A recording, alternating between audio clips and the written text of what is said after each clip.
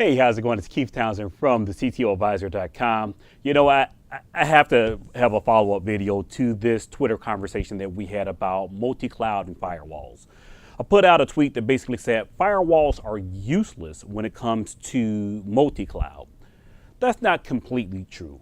Firewalls have a purpose in multi-cloud, but I wanted to spark a conversation, which I did, around the shifting focus of security or the nature of security in multi-cloud.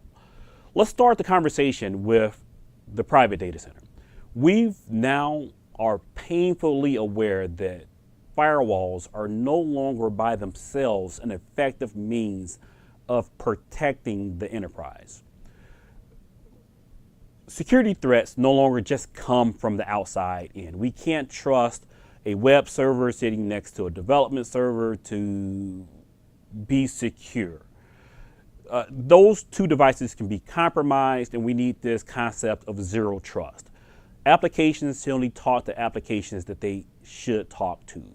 Workstations shouldn't be talking to other workstations. The industry has done a great job of reacting to these needs. Illumio,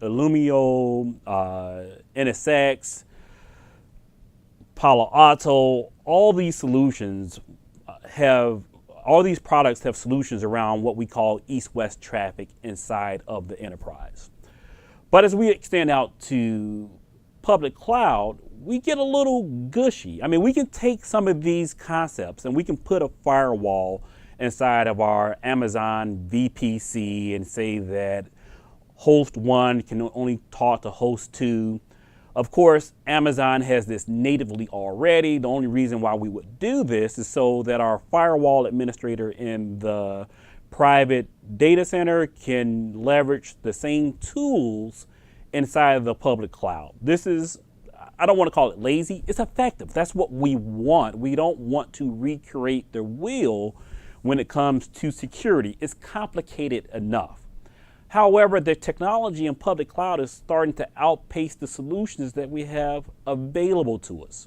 Give a scenario which I think is a legitimate real-world use case for where firewalls really don't protect.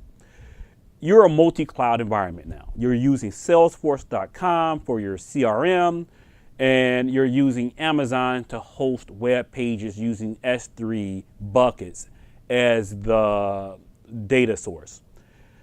A prospect goes to your website, downloads a white paper off an S3 bucket. Developer says, you know what, I can trigger a AWS Lambda event to update Salesforce automatically to let the sales team know that they need to follow up with a prospect. Multi-cloud use case. I think that's a legitimate use case. Where does a firewall play a role in that use case? It practically doesn't. A firewall can't say today, hey, Lambda rule that goes out to Salesforce or Lambda code that goes out to Salesforce that does something, I can't protect against that. Or even, let's start at the beginning. The developer being able to write a Lambda script off of a event in AWS. How do we know from an identity perspective the developer has the right to even do that? That's not a firewall job or a firewall's capability. So identity becomes a much more important part of protecting in a multi-cloud environment. Can this developer do these actions? Are the intent? What are the guardrails you can put in place that are centralized and easy to manage? Well, it's not easy. I hate to tell you, the solutions, as I know, aren't on the market. I haven't been briefed on a developer or a software developer or product that has that capability today. I think ForcePoint is one of those forward-thinking companies that's taken a bunch of different companies, CASB solutions, traditional firewalls, putting some machine learning around that and around identity management, and has a vision for it, but not necessarily there. VMware, Nutanix, they're all talking about these challenges, but not necessarily products to address them. So in the meantime, we have to do it with education. We have to educate developers. We have to educate security operation teams, development centers, DevOps folks. We have to communicate and say what the policies are. One, so we should probably go back and rewind and create a policy.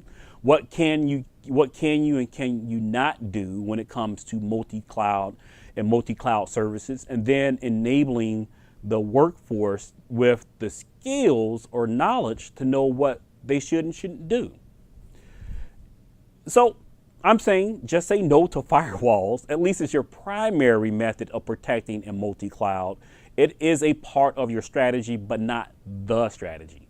You disagree with me? You think a firewall can do the job? I'd love to hear your comments down in the YouTube comment section or over on LinkedIn where you can find me, or on Twitter at CTO Advisor. Or even if you think you can think of different use cases of where firewalls and traditional security approaches just don't work, and not just multi-cloud, but the public cloud in general. I'd love for you to share that with me. Visit me on the web, the CTO Advisor. Until the next CTO Dose, I'll see you on social media. Talk to you then.